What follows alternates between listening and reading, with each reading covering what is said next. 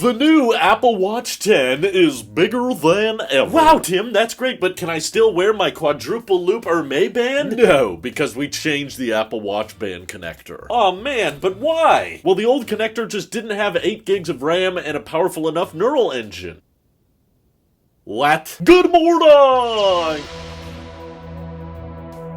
Now Ming-Chi Kuo and Mark Gurman are doubling down on something, so you know there's gotta be some truth to it. But the latest reports are claiming that yes, the Apple Watch 10 is still on track to be somewhat of a redesign for the Apple Watch. I guess Apple has this unofficial tradition of every 10 years doing some kind of big refresh because iPhone 10 was a pretty big design change. Although the iPads we got in 2020 weren't that different, so this isn't, again, a very strict schedule they're sticking to, but the rumors are claiming that the screen sizes are going to be quite a bit bigger than the Series 9 was, and by making a thinner design with some tweaks to the chassis that unfortunately result in the watch band connector changing, Apple should basically be enabling larger screens on fairly portable watches, and Kuo is coming out saying that the small watch is now going to be a 45mm display, which is currently the big watch, but then there will also be a larger 49mm Apple Watch 10, kind of matching the screen size of the Apple Watch Ultra, while still not quite being an Ultra. The bad news is with this big screen size change is it sounds like we're kind of saying goodbye to those of you who are a fan of the smaller Apple Watch design. You know, it started as 38mm, and then as it got older, it became 40mm, then 41mm, which is still, I think, a lot of people's preferred Apple Watch size. They like it to be somewhat small and lightweight and portable, and it sounds like Apple is just deciding to kind of leave that in the past. Now, hopefully, this new Apple Watch 10 design is able to still retain a lot of that lightweightness and small form factor while still having a 45mm display. Here's hoping they've got some razor thin bezels up their sleeve, quite literally. But I'm basically trying to tell all of you guys about this now so that all of you with your watch band collections out there, get ready to start selling them off or decide that you don't want or like the new design, okay? I know it's all subjective, but financially speaking, this is going to be a pretty big uproar, I think, in the Apple Watch community if they finally decide that the old watch bands are not compatible with the new watch. We all knew this day was coming. Apple held on to that old classic design for about 10 years. That was pretty good. But what's interesting is that no one is really talking too much about whether Apple wants to change the watch band connection on the Apple Watch Ultra. In Kuo's latest report, he said that the 3rd generation Apple Watch Ultra should basically be the same. There's not rumored to be a ton of changes with it. I'm just hoping they bake in some new silicon to these Apple Watches so that they can actually support Apple Intelligence. That's right, we're gonna stuff a giant neural engine and 8 gigs of RAM onto our wrist, and there's gonna be a bunch of hiking features and compass features that only work with Apple Intelligence. Compass 2, you're not gonna believe what it's capable of. I just think overall the Apple Watch lineup would be very bizarre if the Apple Watch 10 had its own magnetic watch band connection that is different from all the other watch bands, but then the Ultra 3 still uses the old-fashioned connection, and the SE2 is still floating around there with its older, smaller design and still has the old-fashioned watch band collection. I don't know, do you think Apple would be comfortable having that scattered of a lineup? I mean, I guess we still have Lightning iPhones and USB-C iPhones at the same time. The SE with its home button is still floating around out there, so I guess Apple's not completely against having somewhat distorted lineups like this, but I do just picture Apple stores already feeling overwhelmed with the number of Apple Pencil choices when someone walks in and says, hey, I want to buy a pencil. And then they're like, okay, tell me exactly what iPad you want or have, because that's going to affect our Apple Pencil recommendation entirely, to now have to confuse everybody with, hey, I want to buy a new watch band for my Apple Watch. Oh, okay, well, if it's the 10, you have to buy this watch band, but if it's the 9, you buy this one, and the SE, it's the old one. Maybe this is why we need product knowledge to be supported with Apple Intelligence. We need AI to be able to explain to us which accessories are compatible with each Apple product that's available, but here's hoping, fingers crossed, that Apple ends up not going through with the redesigned magnetic watch band connection, and it wouldn't be the worst thing in the world, is all I'm trying to say, if we just got better displays, bigger displays on the Apple Watch that also happen to be backwards compatible. Is that the worst thing in the world? Can they really only redesign the Apple Watch if they get rid of this 3-pin design that we've had since the OG Apple Watches? What was so wrong with that design? Why change it, Apple? Why? Maybe the EU can get involved here and we'll straighten all this out. We're gonna have